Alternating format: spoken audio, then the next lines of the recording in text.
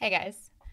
Very often, I hear white Americans of mixed European heritage claim that they don't have an interest in their ancestry because all that should matter to any of us is that we're American. And indeed, I used to number amongst these people, particularly in my libertarian phase.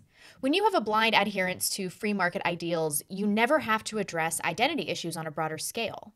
Side note, I think that the ability to skirt these issues was a huge part of the libertarian appeal for me. I had heard stories of my heritage and where I came from, but didn't really take an interest until I became political and saw that all other groups now and throughout history have taken great pride and interest in their ancestry. And since I've begun to see my ancestral homelands being overrun by backwards foreign Muslims, creating this feeling that these nations, perhaps even within the next few years, may no longer exist as the world knows them. As a response to this panic, I wanted to learn more about who I am and who my ancestors were, which is why I took the 23andMe test. I had a pretty good idea of my genealogy before I took this test, but I learned that all of my ancestral homelands are the Western nations worst afflicted by Marxism and the Muslim invasion. I'd imagine many Americans feel like this, but I'm stuck between worlds. America was the first country of its kind with a foundational philosophy above a religion or race. And I believe in this philosophy and love my country. I value meritocracy and treasure the concept of the American dream, that anyone, no matter their background, can succeed if they work hard and provide value. I understand that what you are and who you are not the same thing, but that does not mean that they aren't often related and intertwined. That the stock that you came from, the cultures that influenced your ancestors, are not fundamental to your being. They must be. Our country was created by Western Europeans. If the first settlers were from any other place, a different country entirely would have emerged. By merit of this alone, doesn't that make our ancestry relevant? Even if you believe that only being an American matters, you have to concede that this philosophy that we all hold dear is inextricably linked to the culture and ancestry of Western Europe. Countries that have less of a philosophical basis and that are not fractured by multiculturalism generally don't run into this internal conflict, and there's a shared heritage, culture, racial background, and set of traditions that binds them together. The stories of their families are not lost through migration, and there's a point of pride for the accomplishment of their ancestors. But America's different. It is true that we see Germans, the French, Swedes, and others rejecting their native cultures to some degree, but I think it's not exactly the same phenomenon, although Marxist influence is partially responsible. It is more that they've forsaken their heritage. I feel like in the United States, there's just more apathy rather than outright rejection. I often wonder if anyone after about a third-generation American with mixed European heritage is the group least connected to their ancestry, perhaps of any group on Earth. Unless, of course, there's some small percentage oppressed minority, then we never stop hearing about it. To understand the source of this apathy, we have to think of America as the unprecedented experiment that it is. We have a bit of a tendency to project our foundational values of democracy and meritocracy onto other cultures that have been built upon shared traditions and racial homogeneity. But America is a philosophical experiment unique to human history. We aren't English or Dutch or Swedish, we are Americans devoted to an ideology, not the ways of an old world. But that isn't to say that the Founding Fathers wanted to abandon their heritage, or really that they wanted to come here at all. The Founding Fathers did not want to secede, but they felt that the government was so tyrannical that they had no choice. Still, they agonized about whether or not to declare independence. Our country did not emerge because all aspects of the old world were oppressive and the culture needed to be wholly rejected. Rather, it needed to be improved upon. The rejection of our native culture and eventually the demand for widespread multiculturalism was never an intention of the Founding Fathers.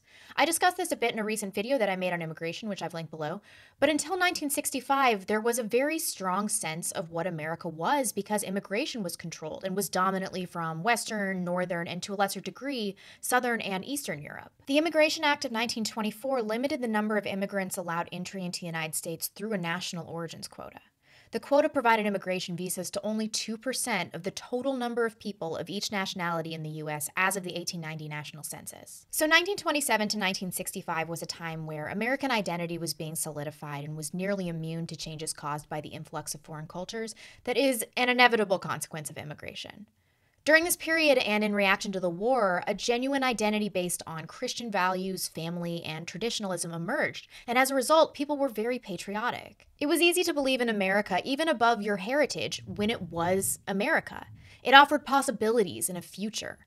The government took care of their own people. There was a concept of who those people were, what their identity was, and what it should be. And the ability to define a national identity obviously helps create a cohesive society and sound social norms. This cohesive society built on a shared identity began to be forcefully dismantled through immigration reform, as well as through the Marxist hijacking of academia.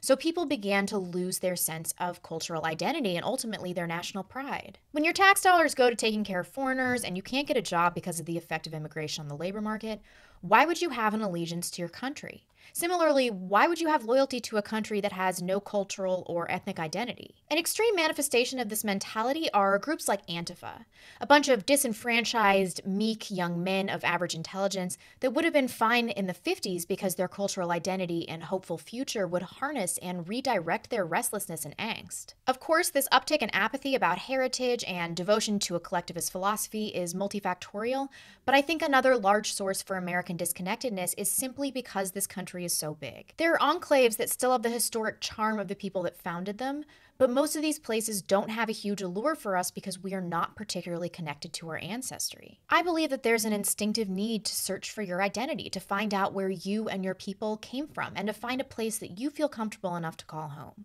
And I think that this innate desire must contribute in some way to the statistic that on average, Americans move 7 times within their lives. I've moved exactly 7 times. And of course, some of it has been to seek out better financial opportunities. But I think all people take into consideration whether or not the lifestyle, the scenery, and the surrounding people will be a good fit. How do we do that if we do not have a cultural identity from which to draw? And if we don't, or if it is fractured, is it a major cause for the mounting civil discord that we're seeing? And this brings up a more central and important question. Should our ancestry even matter to us? I came across this HuffPo article in my research from years ago entitled Why Heritage Matters by Josh Bernstein. Of course, he's not discussing Western cultural preservation, and he basically denounces it. In true Huffington Post form, he's only concerned with cultural preservation of developing or impoverished nations. Still, an important lesson can be gleaned if you can pick it out of this politically correct cliché stew. The cultural tapestry that depicts the story of our collective heritage benefits from diversity. It celebrates the richness of language, the expressiveness of religion, the beauty of art. In a world too often focused on short-term issues and Western ideologies, we must make the effort to protect cultural heritage sites. Whether it's Göbekli Tepe or Machu Picchu, the stories of our ancestors matter. Heritage matters. Our challenge is to recognize this before it's too late. If only leftists could have this attitude toward Western cultures. The stories of our ancestors matter. Heritage matters. Our challenge is to recognize this before it's too late. Even Yale, a formerly prestigious institution now polluted by Marxism and run into the ground by social justice warriors, unflinchingly makes this case and has an institute for the preservation of cultural heritage. Cultural heritage is at the root of a person's identity, and so is the language, and so are the traditions, the music, the folk music, the kitchen, the food tradition. All that is cultural heritage. It's time to apply our perspective on the importance of other cultures' heritage to our own European heritage. This concept that we should be Americans first. Fundamentally, I agree with this. But no other group is willing to abandon their ancestral ties in favor of a philosophy that fails to embody a unifying identity. No one would trade a strong identity for a weak one, which leaves Americans of mixed European heritage vulnerable and exposed. When you do not have a group to share traditions with, as minority groups do, you will largely be fractured and will never benefit from the power of cohesive groups with a shared identity. Historically, successful cultures have cared who their family was and what their ancestors have accomplished. It was a thread that created a proud heritage and kept people accountable, behaving themselves, and becoming as successful as they were able. Our apathy about our roots is a symptom of our nihilism. American millennials in particular are pessimistic about their future.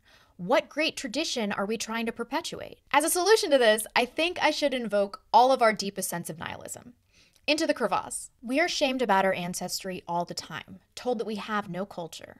Is that not my culture? You don't have a fucking culture! I don't? No, you don't! Oh!